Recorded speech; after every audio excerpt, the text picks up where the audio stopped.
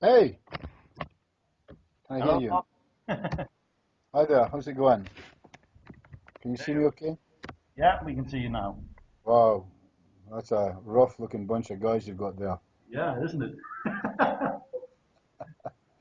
They have They types. must be like me, they must be just sitting back having a dram. Is that okay?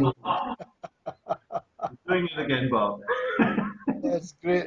It's great being a European, I tell you. It's great being a hypnotist.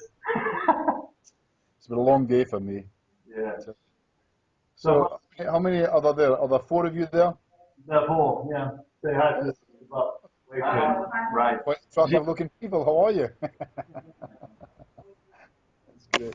Right. So, We've been seeing the video I shared on your Facebook page. We saw that video with the Swan with Philip, I think it was. Philippe, Philippe Miras, yeah?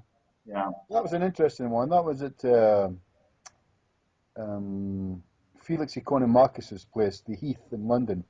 I did a Right. workshop there last year, and Philippe said, we were having a coffee, and he says, you want to do this with me now? Because it normally doesn't work too well and with me. And so we did something for a bit of fun. I never even realized it was being filmed.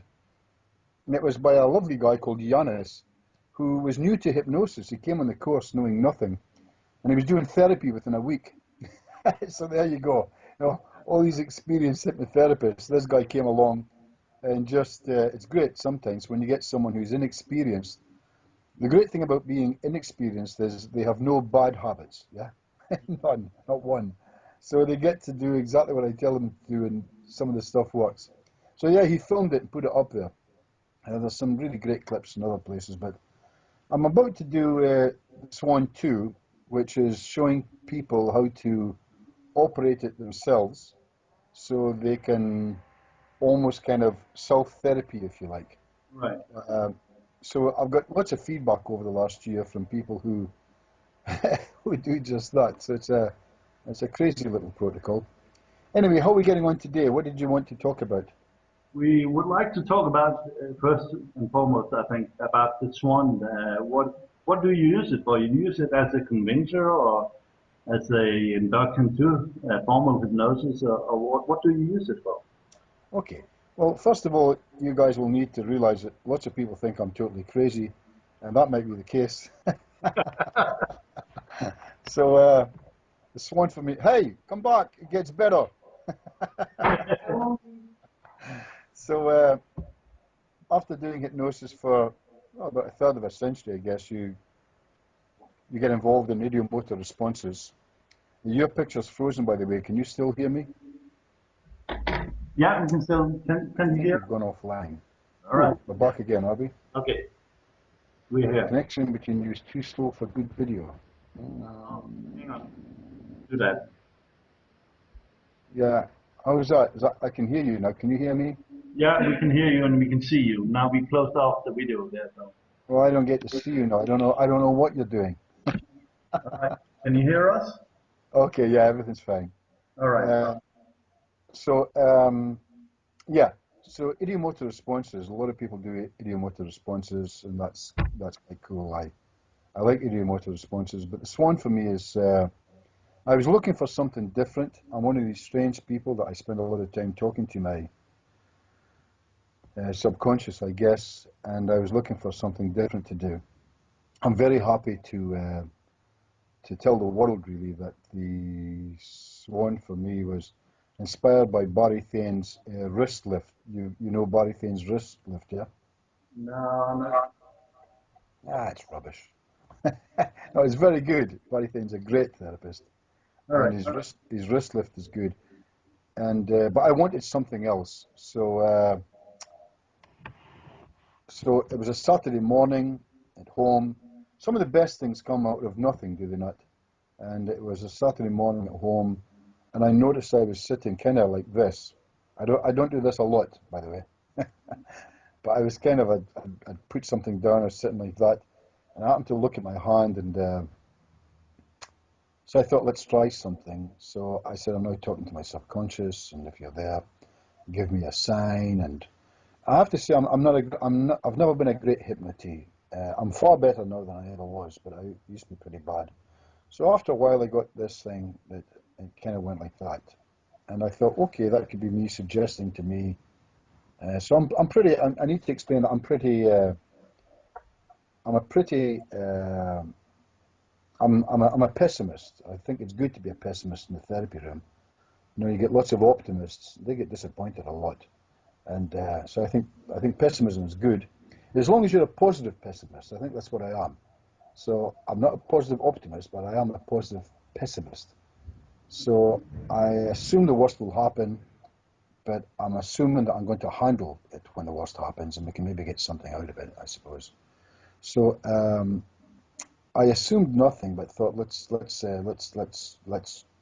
try this that particular day. So I got a twitch. I said, well, that's pretty good. Can you do more? Could you take a hold of my whole arm, my hand, my wrist, my arm, right down to the elbow and turn it? And I'm fast forwarding now because this took 15, 20 minutes, yeah? But then suddenly this happened. I got a little twitch and I thought, okay, that could be me again. Like I said, but best to be pessimistic about the whole thing and assume the worst. It could be me. Put the hand back, it came again. And I thought it could be because I'm on a fulcrum, you know, I could be sitting like this and it keeps falling like that after a while. But I thought, let's carry on for a while and see what happens. So after a while it turned, and it turned, and it really turned, and then it really, really turned. And I asked it to say hello to me. There's no one else in the room. There's only me. So it doesn't really matter if I appear a total idiot. Nobody would know. And suddenly my hand kind of waved to me, kind of like that. So then I assumed, again, pessimistically, the worst, that it's me again, just talking to it. But I realized at this point my arm was kind of falling like that.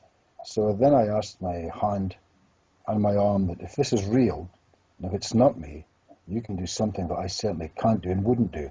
You can take it back. And then suddenly this started happening. And it was at this point, you know, you get these eureka moments. I call them eureka moments. I think that's what they are. Or aha moments. Aha. Uh, so I shouted. My wife Lee was upstairs doing what women do, you know, nail varnish, knitting, doing what women do. She was actually reading a book in philosophy, I think. And I screamed, Lee, Lee, come and see this. So we did it a few times. So all I had was me. All I had was me in my hand, which is not empirical evidence of anything. I could be crazy, it could be me, but I started doing stuff with people. I started investigating this thing that I eventually called, because it looks like a swan, it kind of looks like a swan. The interesting thing about the swan, if you're doing it with anyone at any time, you show them, sorry about the angle here, you show them that this looks kind of like a swan, yeah? And then you show them for it to be correct, of course, you have to get them to do this. You have to get them to flop it, yeah?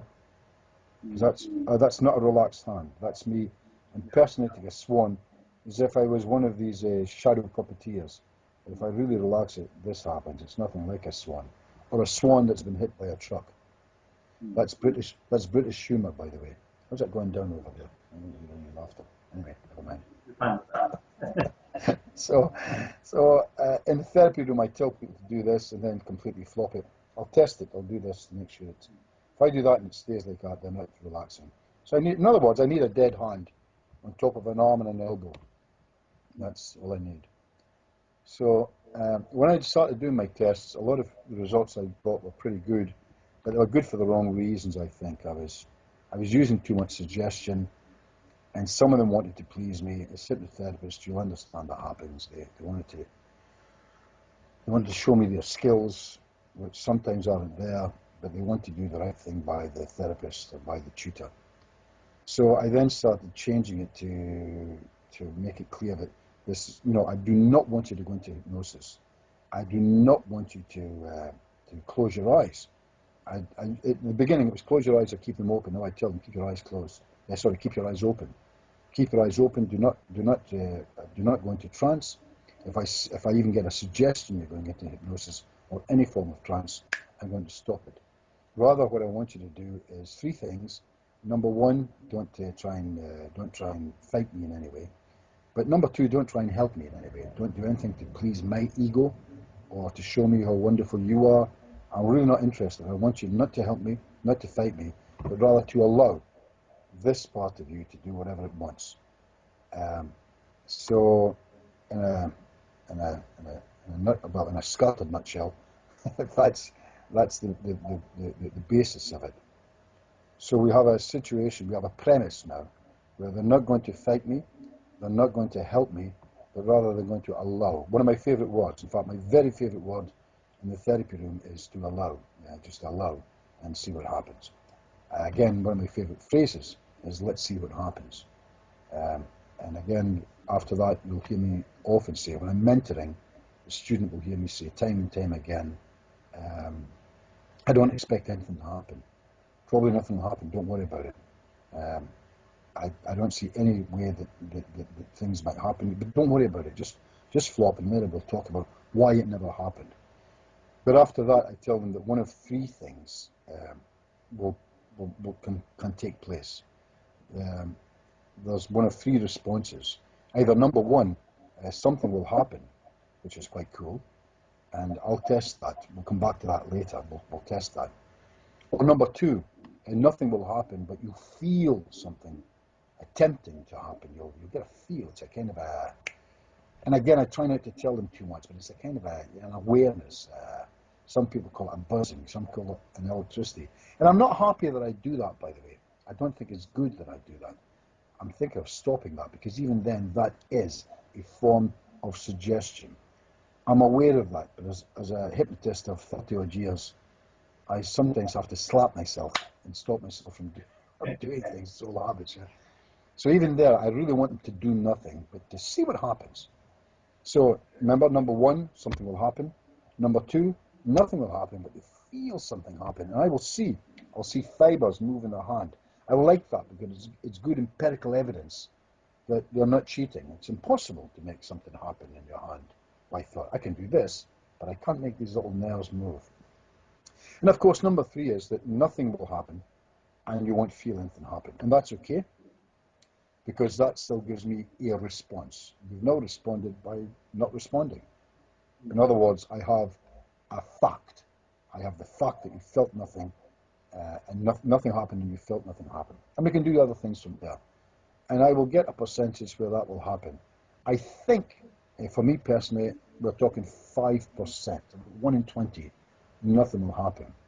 That's great. That can tell me so much. It won't tell me right now what it is, but it will suggest to me that that might be because of a blockage, which we'll talk about another time, I guess. That's too long. But a blockage, a part that doesn't want to work with me, a part that's scared of me, a part that recognizes me and says, hey, we don't want to change, or we don't want to do, we don't want to reveal. Or it could be because the person is just bugging me about. I get them now and again. Mainly men, by the way. Women are lovely. Women are lovely. Men, something not right about men. I don't know what that is, but you kind of get that. I should say at this point, I'm also a practicing magician. And I did a thing on Friday. Over here right now, we have the oil exhibition. So I do lots of shows. And even when I do the Swan for have a bit of fun. And if I see a natural somnambulist, of course, I'll do some stuff with them. But if not, I'll do some other stuff. And I had a guy on Friday who completely shafted me by sitting like that, looking at me. I knew what he was doing. He knew what he was doing. I just let it go and asked him to pick a card, and he did something else. But that will even happen in the therapy room. Rene, you know the thing about magnetic fingers, yeah? Right. So I often use magnetic fingers. I think it's great. I think it's lovely. It's got nothing to do with hypnosis. Some hypnotists will say it has, and it's a good tell. It's a good thing to say for someone new to hypnosis. But once you become an experienced therapist, for my mind, you should never say that's to do with hypnosis. It's got nothing to do with it. But rather tell them the truth. If you can't hide it, paint it red. And as soon as I finish doing that, I tell them it's got nothing to do with hypnosis, of course. Rather, it tells me whether you're fighting me or not. So if your fingers are like that, you're fighting me. And I have to tell you, I get lots of men who sit like this for, a long time, just proving to me how strong they are. Like I said, men are not right. But there you go, that's a different thing. So, so where are we? So the Swan itself, once I get something like that happening, if I can move to the responses, because I want to talk about that, If I get a full response, I do 4 things with the Swan. There's the twitch, and that twitch can be anything. There's the turn, there's the wave, and there's the return. The return is really the clincher. That's the one where great things can happen. I don't want to talk too much about it, but very basically, after that, I'll tell them to rest and relax. If their arm is sitting on their leg right now, I'll then ask that same part to lift their arm for me. And either something will happen or it won't. If it does, I have a levitation, which some people would argue is a form of hypnosis. Understand, I'm not arguing about this. I don't want to form an argument with anyone. I understand it could be a form of hypnosis. My argument is that it's not if it's brought to them through the Swan. I think I'm now talking to the subconscious, and I do not believe they're in hypnosis, and I do not believe they're in trance. Are there exceptions to that rule? Yes, there are. There are exceptions to that rule. I watch them. They go into hypnosis, and sometimes you have to fight to stop people from going into hypnosis. You get natural somnambulists. It's really difficult to stop them. So what I'm doing now is I'm testing. Remember, I've done the Swan, I've done the twitch, I've done the turn, I've done the wave, I've done the return, I've now got an arm levitation. From this point now, I'm going to go even crazier where I put the hand down. Only in hypnosis would you try this, but sometimes you can do this without any hypnosis at all. You ask the conscious now to hold the arm, you ask them to hold their arm steady, but you ask them subconscious, you ask the subconscious to lift the hand for you, against the will of the conscious. And if this is happening, it's going to be a great session. It's just going to be a great session. So how do you session from there, though? How do you build? Say again? How do you build your session from there? Well, no, we haven't even started the session yet. All I'm doing is swanning. Right. I'm just legally swanning with people, strangers. There is no session yet. No. All I'm doing is, these are all responsive tests. Right. A lot of people call them suggestion tests, suggestive tests. I hate the word suggestive tests. It assumes that people are automatically suggestive, they're not in control. I love the word responsive test. So these are responsive tests, but they're not hypnotic responsive. Here's hypnosis responsive tests. Magnetic fingers, magnetic hands, heavy hand, light hand, yeah? Heavy hand goes down, light hand comes up. And of course, it's normally after that by magnetic lock. For me, none of these things are hypnosis. I know that lots of hypnotists argue with me and say they are. My findings are they're not hypnosis. That's not hypnosis. This is somebody using a great imagination, magnetic hands. This is not hypnosis. This is, you know what this is. I'm trying to think of the words. Lactus. It's a lock where the ball is so hard, it's hard for them to unlock it. Right. But of course, they can go into hypnosis like that. Of course they can. But across the board in general, it's not hypnosis. Heavy hand, light hand for me. Heavy hand is not hypnosis. That will tell you. And again, that's imagination. But this here, yeah, that's hypnosis, I think. I think that's the start of a hypnotic suggestion where we have a floating hand. So out of everything, for me personally, if I was doing a stage show or a performance in general, the floating hand is what I'm looking for. I think most hypnotists would happily agree with that. The ones I've talked to around the world say, yeah, a levitative hand is a form of hypnosis. But I would argue that I can also get a levitative hand with no hypnosis and no trance, just with the subconscious saying, yeah, let's play again. I don't think hypnosis is necessary. I am not claiming I'm right, by the way. Understand that. Nothing I say am I claiming I'm right. What I'm claiming is, in fact, I don't make too many claims. Rather, I simply report what's been happening in the therapy room. So I take what I've got, I give it to you, and you make up your mind. And if you want to disagree, I don't have a problem with that. And you could be right and I could be wrong. But these are my findings after doing this, a lot, just a lot. So once I get to this situation now, Rene, where I've got where it's fighting against I actually tell them, I joke at this point and say, as you probably know by now, I'm going to keep on doing things till I get you standing naked on top of my desk. Is that okay with you? They don't smile. I stop joking. But normally we're okay there. We have a little bit of humour. Nobody says you can't have fun in the therapy room. Although no one has ever been standing on top of my desk naked. That's a fact. Okay.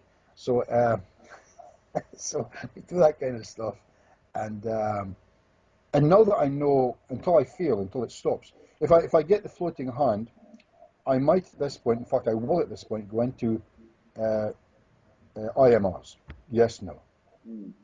So I've got a yes, I've got a no. Remember, they're still wide awake, they're looking at the hand, they're giggling while it's going on. I don't have to hypnotize them. I don't have to make them go deeper and deeper and deeper. They can do this while looking at me. Just amazed, yes, no. And sometimes they'll say, I thought my thumb was going to move. I was sure my thumb was going to move, and the small finger moved instead. I love that when that happens, because that tells me that something else is going on. It's a different part of them. It's totally different from their conscious. So once we get to that part where I get IMRs, I will always ask the part. I'll say, well, listen, you're very strong. We try just one more thing. Probably won't happen. Don't worry about it. It's not going to happen. But can you take a hold of them? Would you like to try? Ask three things. Number one, if it were possible that you could talk to me, physically talk to me, is that something that you would like to do? If I get a yes, I'll move on to, okay, I don't expect you'll be able to, but is it something you'd like to try and do? If I get a yes, I move to the next stage. If that was possible, is that something you'd like to try? Just try and do right now. Is that possible? If I now get three yeses, I say, then go on then. What I'd like you to do is just for a bit of fun. If it happens, fine. If it doesn't happen, don't worry about it. Can you take a hold of the vocal cords right now, the cardiovascular system, the breathing, the lips, the tongue, the mouth, the teeth? Can you actually organize that without spooking them in any way, without making them nervous in any way? That's really important. Can you try and say hello to me and just see what happens? At this point now, you will see some people kind of look at you strangely. Some people will smile and some people will shrug, and because it's not going to happen, is it? And a lot of the time it won't happen, but sometimes you will simply get hello. And at that point, I'll ask them, did you say that? They'll laugh. They'll normally laugh a lot at this point. So, no, absolutely not. If you ask them later, they'll tell you, I felt it coming just as it came. Sometimes, of course, you'll get that. And they'll laugh while they're doing it. It's important that they don't get spooked. There's a French name for this. I don't know what it is. But it's like, I need to talk to my friend again, Philippe. It's that it's something incredible happens in their life, yet it has no meaning for them. It doesn't spook them. It's a matter of fact thing. It's kind of like this is not French, but it's kind of like a no indifference, you know. Or rather, there is indifference. There's total indifference to the fact that I'm talking to a stranger. I've been with them for 50 minutes, and suddenly I go, hello. And I'm not spooked at all. And I'm not hypnotized either. So I'm not hypnotized, I'm not in trance, but I accept what's happening as a new norm in my life. And I think when that happens, that's rather fantastic. Can you imagine sitting in a cafe, telling somebody in a second, I'm going to snap your fingers, your mouth is going to say hello, and you won't be spooked? It would be pretty close to being impossible. But, way, way, way, way over 95% of the time, they just accept this, and they're quite tickled by it. At this point, I have a line that I use. It's not just a line. It's not a throwaway line. It's something that I believe, and I'm happy to say to people, isn't it cool that, all that times in your life that you maybe thought, at times in our life we think we're alone. And wouldn't it be cool to know that A, we're not alone, and B, that we never have been? I think it's really one of the most wonderful, comfortable thoughts there are. And unless everyone's lying to me, hundreds of people would agree with that. And the Swan does that. Instead of zapping people, putting them out, making them, go into a deeper, deeper, deeper, deeper spending. And there's nothing wrong with the work of the giants on whose shoulder I stand. There's nothing wrong with hypnosis. Hypnosis is great. And putting people into trance is wonderful. And making them go deeper and deeper is fantastic in order to get to the bit that you want. But a lot of the time, you can do it with so much fun, with them realizing exactly what's going on, and you go from there. And once we do it, once we have the session of the Swan, once we've got that, if that happens, wherever I've failed, wherever I've stopped, I stop now, and I go into a normal induction now, whichever induction you prefer. In my case, it's normally one of my favorites is hand to head induction. It can be anything. Pick a spot in the wall was the first induct spot in the ceiling or wall. Whether if it's a ceiling because the head is up and their eyes are up and their eyes will tire. I even tell them that. Their eyes are feeling tired, and why would they not feel tired? They've been looking up for ages. They even giggle. It doesn't matter what they think consciously. I'm talking to their subconscious. And as I tell every single one that comes into the therapy room, I can tell you now you don't have a conscious problem. If it were, you would have fixed it by now, wouldn't you? Why would you let it go? The fact that you haven't fixed it after seeing a psychologist, a psychiatrist, a cognitive behavioral therapist is because you don't have a conscious problem. You've got a subconscious problem. My job is to go into your subconscious, find out what's going on, and fix it for you and give it back to you. So although they've got a subconscious problem simply means this, doesn't it? It means it's all inside of you, but it's totally outside your control. So someone has to go in, and that's what a clinical hypnotist, I think, does.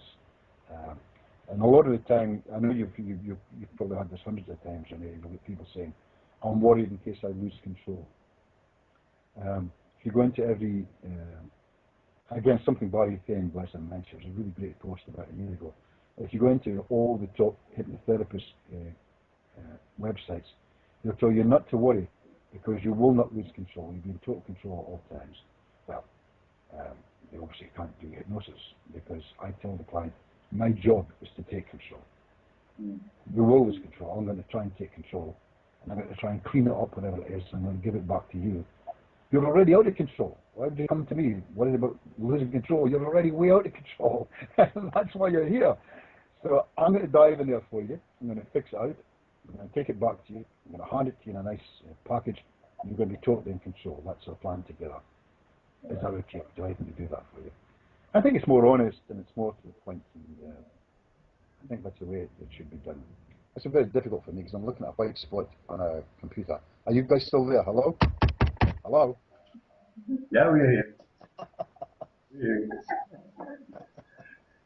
Now, You're probably going outside for a cigarette. Ah, he'll be okay. He'll still be here. yeah. Well, it's been interesting learning about the Swan and what you use it for and how you use it.